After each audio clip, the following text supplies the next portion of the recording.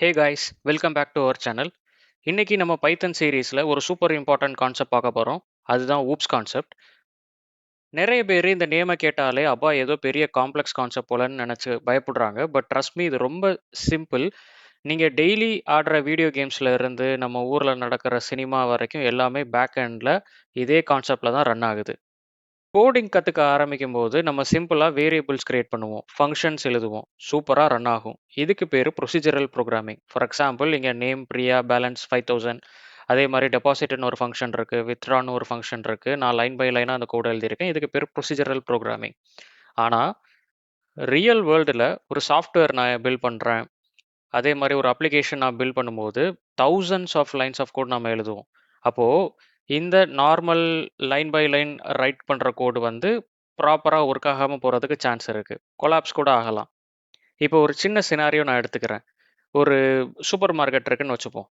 இங்கே rice back, chocolates, soap, வெஜிடபிள்னு எல்லாத்தையும் ஒரே இடத்துல எந்த ஒரு ஆர்டரும் இல்லாமல் மொத்தமாக ஃப்ளோரில் டம்ப் பண்ணி கொட்டி வச்சுருக்காங்கன்னு வச்சுப்போம்.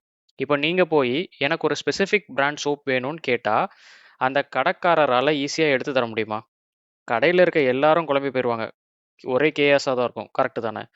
அதுக்கு பதிலாக இப்போ ரியல் வேர்ல்டில் நீங்கள் ஒரு சூப்பர் மார்க்கெட் போனீங்கன்னா எப்படி இருக்கும்? சோப் எல்லாம் ஒரு ரேக்கில் இருக்கும், சாக்லேட்ஸ் எல்லாம் ஒரு ரேக்கில் இருக்கும், வெஜிடபிளுக்கு தனி செக்ஷன் இருக்கும். இப்படி பிரித்து அழகாக அடுக்கி வச்சுருப்பாங்க. ஸோ இதே கான்செப்ட் தான் ஊப்ஸும் பண்ணுது. என்னன்னா, ப்ரோக்ராமிங்கில் நம்ம பார்க்குறோம் மெஸ்ஸியாக கோடு கொட்டி கிடக்குது, அதை அழகாக ரேக்காக செக்ஷனாக பிரித்து அடுக்கி வைக்கிற ஒரு டெக்னாலஜி தான் ஊப்ஸ் கான்செப்ட். ஒரு மெஸ்ஸி கோடை ஒரு ஆர்கனைஸ்டாக செக்ஷனாக ஒரு தனி கோடாக மாற்றுறது தான் ஊப்ஸோட வேலையே. இப்போது நம்ம ரியல் வேர்ல்டில் டெஃபினிஷன் என்னன்றது பார்ப்போம். ஊப்ஸ்ன்றது ஒரு ப்ரோக்ராமிங் பேரடைம்ன்ற மாதிரி சொல்லுவோம். Structured organised way of writing code. நம்ம ப்ரொசீஜரல் ஆல்ரெடி பார்த்துட்டோம். நார்மல் கோடிங்கில் வேரியபிள்ஸ் ஒரு பக்கம் சுற்றிட்டு இருக்கும், ஃபங்க்ஷன் இன்னொரு பக்கம் சுற்றிட்டு இருக்கும். ஆனால் ஊப்ஸில் நம்ம பர்டிகுலர் ஐட்டம்க்கு சம்மந்தமான டேட்டா, வேரியபிள்ஸ், அது ரிலேட்டடான ஃபங்க்ஷன்ஸ், அப்புறம் எல்லாத்தையும் ஒரு போட்டு பண்ணுற மாதிரி, அதாவது ஒரு சிங்கிள் யூனிட்டாக பண்ணுற மாதிரி பண்ணுவோம். அதான் அது related data plus action for one thing pack together as a single unit. இப்போது திரும்ப நான் அந்த எக்ஸாம்பிளுக்கு போகிறேன்னு வச்சுப்போமே, சூப்பர் மார்க்கெட் எக்ஸாம்பிளுக்கு போகிறோம். ஒரு சோப் பாக்ஸ் எடுத்துப்போம். அதோட name, brand, price, expiry date, இதெல்லாம் அதோட டேட்டா. அதுக்கு டிஸ்கவுண்ட் அப்ளை பண்ணுறது, எக்ஸ்பைரி செக் பண்ணுறது, இதெல்லாம் அதோட ரிலேட்டட் ஆக்ஷன் மாதிரி. ஊப்ஸில் இது எல்லாத்தையும் சேர்த்து ப்ராடக்ட்னு ஒரு சிங்கிள் ஆப்ஜெக்டாக மாற்றிடுவோம். இப்போது லாஜிக் கிளியராக புரியுதா? ஸோ நான் அந்த பர்டிகுலர் ப்ராடக்ட்டுக்கு ரிலேட்டடான ஆட்ரிபியூட்ஸ் ப்ளஸ் ஃபங்க்ஷன்ஸ், அதாவது வேரியபிள்ஸ் ப்ளஸ் ஃபங்க்ஷன் எல்லாம் ஒரு சிங்கிள் பேக்காக நான் கொண்டு வரேன். அதுதான் ப்ராடக்ட் ஆப்ஜெக்ட்ன்ற மாதிரி சொல்கிறோம். சரி, ஓகே. இதை ஊப்ஸ் யூஸ் பண்ணுறனால எனக்கு என்ன பெனிஃபிட்டு? இது எதுக்கு தான்? ஓகே, சரி ப்ரோ, கண்டென்ட் எல்லாம் நல்லா தான் இருக்குது. ஆனால் எதுக்கு ஊப்ஸ்? இது எங்களுக்கு என்ன லாபம் அப்படின்ற மாதிரி பார்த்தீங்கன்னா 3 பெனிஃபிட் இருக்குது. ஒன்று ரீயூசபிலிட்டி, இன்னொன்று ஈஸி மெயின்டெனன்ஸ், இன்னொன்று வந்து ஹையர் செக்யூரிட்டி. ஃபஸ்ட்டு ரீயூசபிலிட்டினா என்னென்னு பார்ப்போம். ரீயூசபிலிட்டி நேமே உங்களுக்கு சஜஸ்ட் பண்ணும், மறுபடியும் யூஸ் பண்ணிக்கலாம்.